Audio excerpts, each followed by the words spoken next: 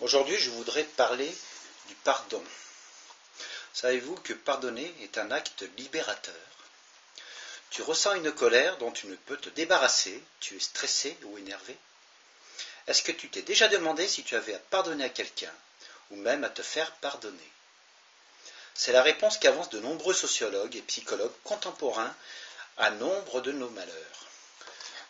Selon certains psychologues, il y aurait 2 fois moins de monde à l'hôpital psychiatrique si les gens se savaient pardonner. Le pardon, celui que l'on donne et celui que l'on reçoit, est au cœur de la santé mentale de l'être humain. Au Canada, des protestants ont proposé que lors d'un procès en justice, l'offenseur rencontre la victime et qu'il y ait un échange entre eux jusqu'au moment où il pourrait en arriver au pardon.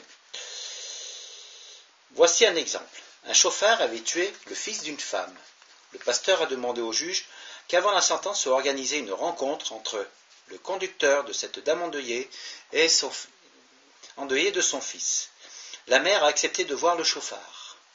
Cela s'est fait de manière très graduelle. Tout d'abord, à travers des vidéocassettes, et un jour, dans une même salle, cette mère de famille éplorée a rencontré le chauffard. Lorsque l'homme a compris la peine qu'il avait causée à cette femme, il a fondu littéralement en larmes.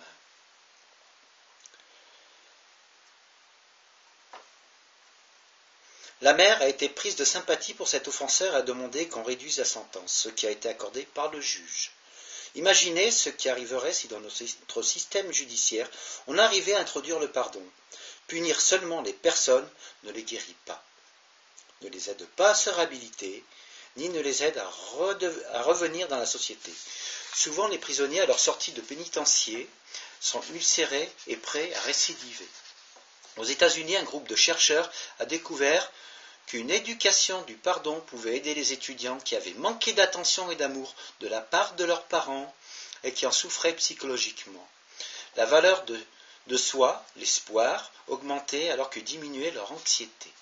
En Afrique du Sud, il y a une commission intitulée « Vérité et réconciliation », devant laquelle environ 15 000 victimes se sont présentées devant leurs bourreaux pour parler des injustices et des tortures qu'elles avaient subies.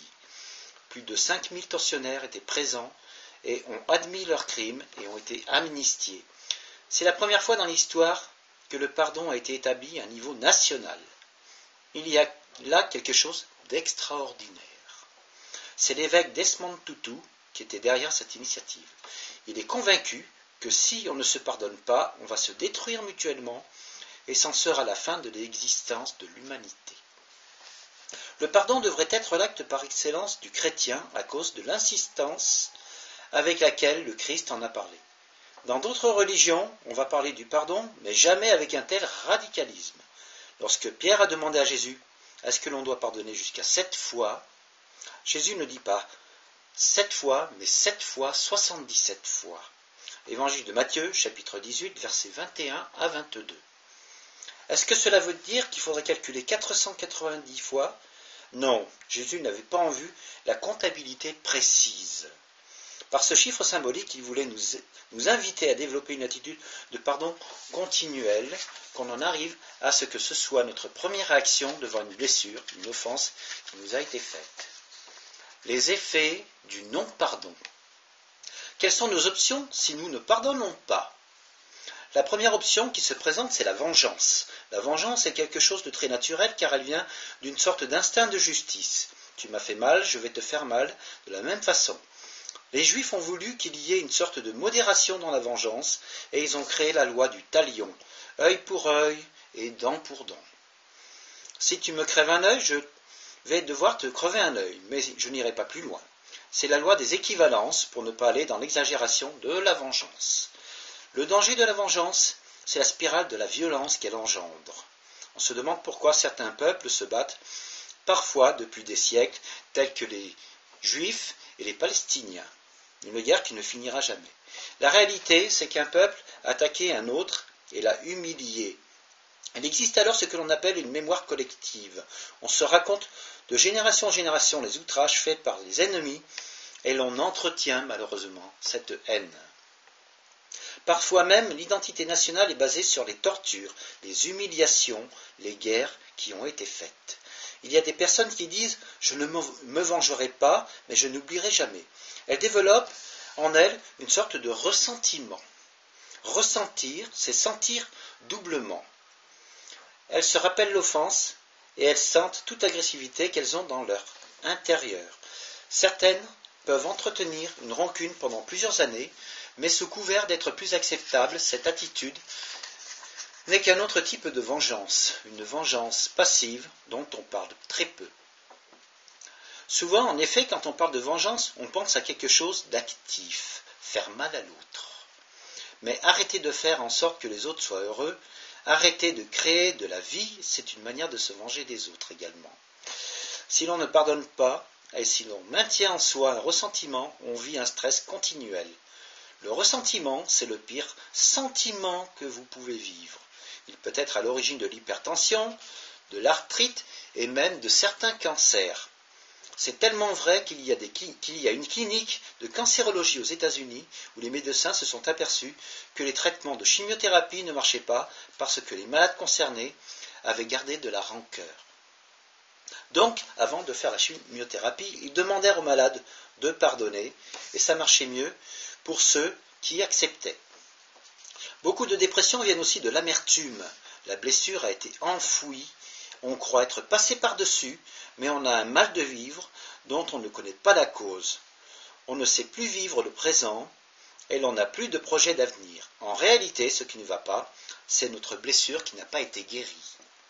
Inconsciemment, notre perception du monde passe toujours par cette fameuse blessure. Les professionnels qui travaillent sur le pardon se sont aperçus que les personnes blessées n'ont pas pu pardonner, sont parfois des personnes fragmentées, coupées en morceaux. Qu'est-ce que cela signifie? Lorsque quelqu'un nous agresse de façon violente, une autre personne, cette dernière, a très peur, comme dans un viol par exemple. À ce moment-là, il peut se produire un phénomène très curieux qu'on appelle l'identification à l'agresseur. Par ce qui semble être une tentative de survie, lorsqu'une personne a été blessée profondément, elle peut en arriver à s'identifier à l'agresseur. C'est comme s'il entrait en elle en quelque sorte. La personne se sent contaminée par l'agresseur, se perçoit comme lui, sale, violent et nul. Elle devient double, victime et bourreau et continue de s'agresser intérieurement. Lorsqu'elle est fatiguée de s'agresser, elle peut devenir à son tour agresseur de d'autres personnes. On a remarqué que les personnes qui violent ou battent des jeunes ont souvent été abusées, elles aussi, dans leur enfance. Et elles vont faire sur d'autres ce qu'on leur a fait. Toutes ces choses, vengeance, ressentiment, dépression, arrivent lorsqu'on ne fait pas face à notre blessure et qu'on ne la traite pas par le pardon.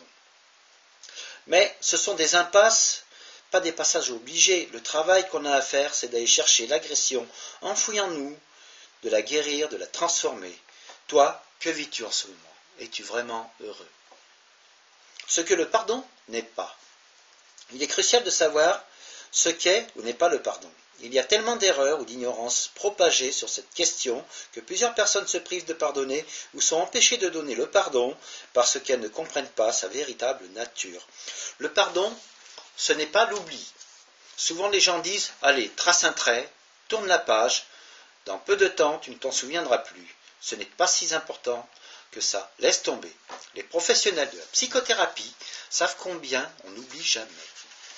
Les blessures dites oubliées ont été enfouies dans l'inconscient et elles continuent de travailler les personnes. On est obligé de les faire émerger à nouveau pour être capable de les traiter. Le pardon ne veut pas dire oublier, mais notre mémoire émotionnelle va se cicatriser. On va se souvenir de l'événement et l'on n'aura plus de ressentiment intérieur. C'est un peu comme une cicatrice dans la chair. Quand on touche une cicatrice, elle ne fait plus mal. C'est ce qui arrive lorsqu'on pardonne. On ne souffre plus. Christ est ressuscité avec la marque des clous dans ses mains. Il ne souffre plus, mais son corps a été marqué à tout jamais. Le pardon n'est pas seulement un acte de la volonté. On entend aussi souvent dire « si tu n'es pas rancunier, tu pardonneras tout de suite ». Les chrétiens qui veulent bien faire croire souvent que cela doit se passer ainsi. Ils culpabilisent quand ils ressentent encore la colère ou culpabilisent les autres qui ne pardonnent pas instantanément. Mais le pardon n'est pas un acte héroïque de la volonté dans lequel on bride ses émotions. Il engage tout notre être, demande toutes nos facultés, cœur, intelligence et même notre physiologie. Vouloir brûler les étapes de la gestion des émotions et de la guérison, c'est recoudre une plaie infectée. Elle finira par développer du pus. Il faut prendre le temps nécessaire pour pardonner. Il ne faut pas brusquer ce qui se passe en nous. Il faut prendre le temps pour la guérison. La colère est une émotion saine que Dieu nous a donnée pour être capable de défendre notre intégrité. Ce n'est pas un péché, c'est la haine qui en est un. Ressentir sa colère fait partie d'une démarche de pardon. La plupart des gens ont peur de passer à l'acte s'ils laissent monter en eux des désirs de vengeance, c'est-à-dire de justice. Je souhaiterais que tu aies mal comme tu m'as fait mal. Mais il y a une grande distinction entre des désirs, des souhaits de justice, que la colère manifeste, et passer à l'acte, c'est-à-dire se faire justice soi-même. Il faut prendre une décision dans sa vie, celle de ne pas se venger. Se venger est inutile et dévastateur, mais nos goûts de justice, il faut les accueillir intérieurement, sinon la guérison est impossible. Tant que votre pardon n'arrive pas à une sorte de paix intérieure, de paix émotionnelle, le pardon n'est pas complet. Dans le pardon intégral, il y a un élément de guérison. Le pardon ne signifie pas excuser. Excuser, cela veut dire que l'on ne tient pas l'offenseur pour responsable de ses actes. Quelqu'un qui nous a fait mal involontairement, sans le savoir, n'a pas à nous demander pardon, mais doit nous présenter ses excuses. Mais s'il nous blesse volontairement, il a voulu nous faire mal. Il n'est pas question de l'excuser. On a tendance à excuser l'offenseur en lui trouvant des circonstances atténuantes. On explique son geste ou ses paroles par la connaissance de sa vie, mais une faute n'est pas excusable, tant bien même on peut l'expliquer. Une faute nécessite forcément le pardon. Dieu se présente à Moïse comme celui qui est miséricordieux, celui qui pardonne, mais qui ne tient pas le coupable pour innocent.